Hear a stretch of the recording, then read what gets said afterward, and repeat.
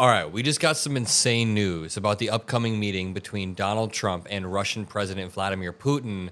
And first things first, in any normal reality, Putin would be arrested the moment he steps foot on U.S. soil. This tweet right here reads, Trump is hosting Putin as a guest at the same Air Force base that has been sending fighter jets up to intercept Russian bombers for decades.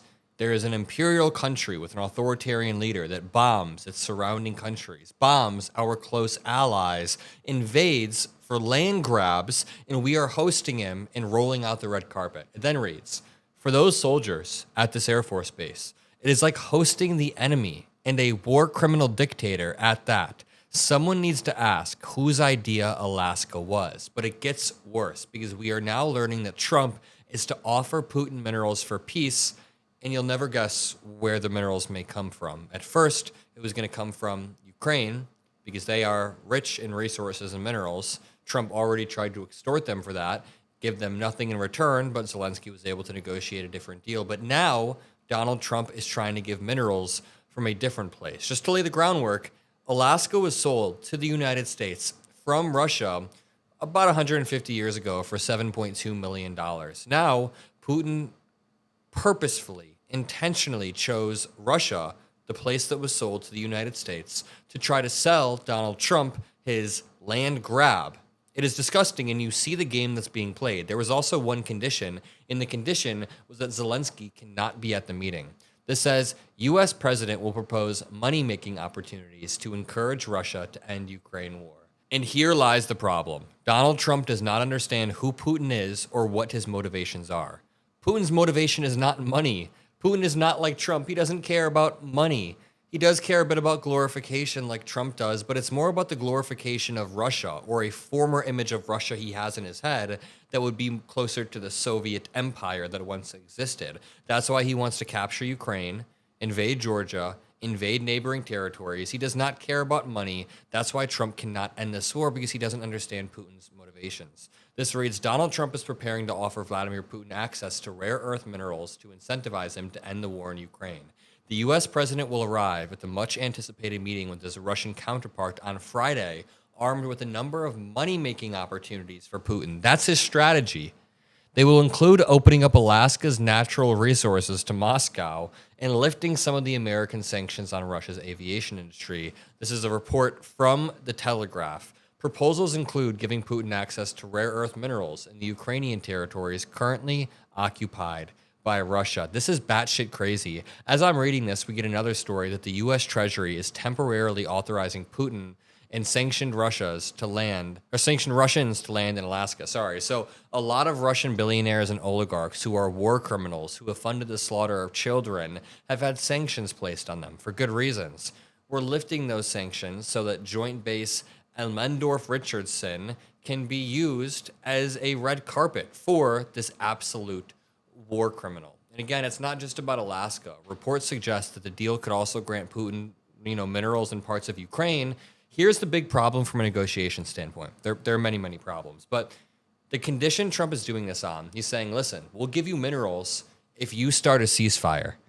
But that's not how it should work. The ceasefire should be the starting point before you even take the meeting.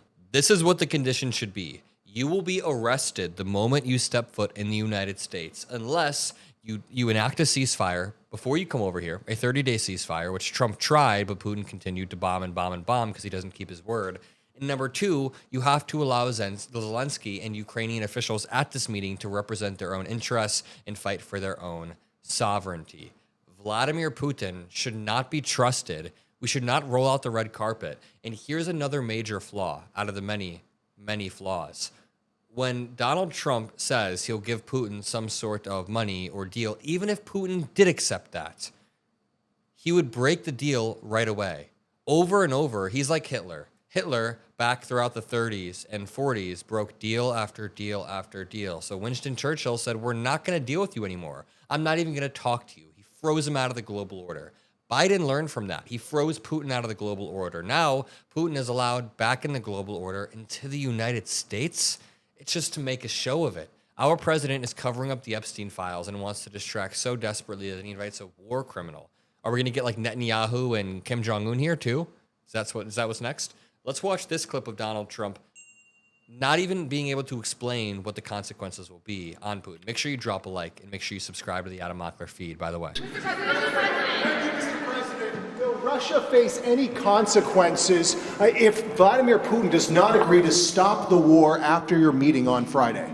Yes, they will.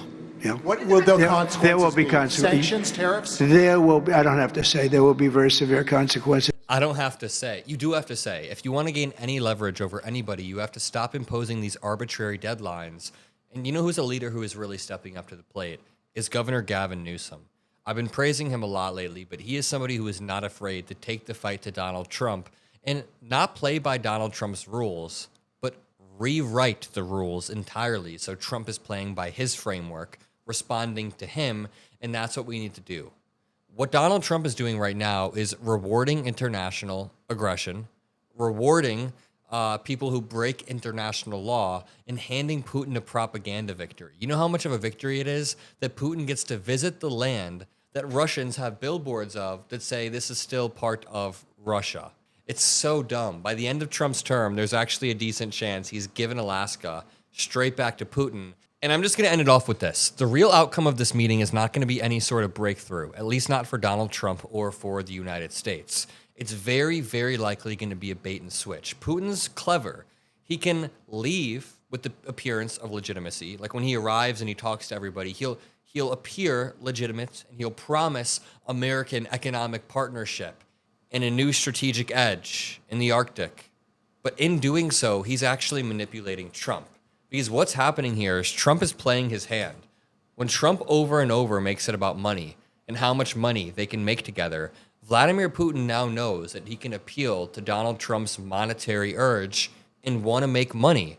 So what he's going to do is promise an American economic partnership that will make both of us rich. Putin might even act excited and surprised, a little manipulative, like, oh, wait a minute, we can make a lot of money and I can end the war? Trump will be like, yeah, you can. And then Putin will have played this out like 4D chess. He plays 4D chess closer than Trump. I'm not saying this out of respect. I'm saying it because we need to know the enemy. And then within 3 weeks, probably less, within 3 days, Putin will be bombing the hell out of Ukraine because that has been his MO the entire time. Trick Donald Trump over the phone, say he's on the verge of ending the war, and then launch the largest drone strike yet. We need to show strength. Real peace through strength is not being diplomatically kind with Russia. It's giving them the middle finger, going for Putin's jugular, arresting him on the spot, and not even negotiating until they start a ceasefire or stop the war, however you want to word it. They need to stop the war, and that is step one. I'm going to leave it there. If you make sure you have saved the Adam Mockler Show on Spotify, Apple Music, and iTunes. You can look up the Adam Mockler Show. Fun fact, the Adam Mockler Show is now top 5 in monthly downloads, topping Joe Rogan and Charlie Kirk along with MeidasTouch. Subscribe on all audio platforms to the Adam Mockler Show. The amount of views and downloads that we get combined on all platforms are beginning to wash MAGA media, and that's because of you all. So thank you. Drop a like, subscribe. I'll see you in the next one.